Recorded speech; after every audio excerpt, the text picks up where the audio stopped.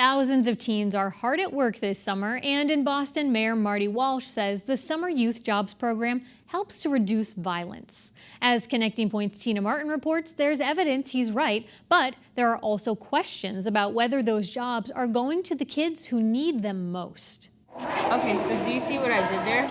15-year-old Delina Burkett is building toy cars, but says her job as a camp counselor is building her future. Having this job kind of prepares you for the real world and what it's like to be after high school or after college.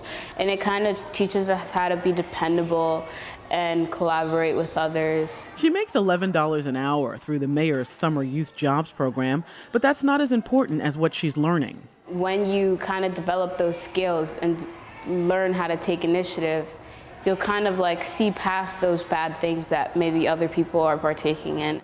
There have been multiple deadly shootings in Boston since June, and Mayor Walsh identifies jobs as crucial to keeping the peace. There are more than 3,000 young people throughout the city of Boston working at places like the Boys and Girls Club here in Roxbury as part of the mayor's Summer Youth Employment Program. But the question is, do the jobs help to reduce violence? Professor David Siegel of New England Law Boston points to a new study from the Brookings Institution. It looked at 1,200 Boston kids who got jobs through an anti-poverty program compared to kids who didn't.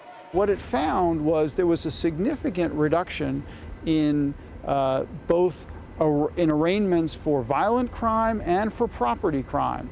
And those differences continued for more than a year. So it wasn't just a question of kids being occupied doing something, like a job, so they couldn't engage in crime.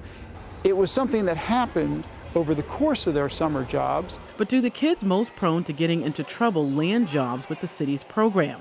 It's not clear. A spokesman was unable to give a percentage and could only say some of the summer job employees are involved with the legal system, homeless, or struggling in school. Especially with the unemployment rate of young black teens, it's imperative that young people have a structured job where they are gaining skills. Andrea Swain with the Boys and Girls Club says those are the ones who need these jobs. Swain sees what happens when they don't get hired.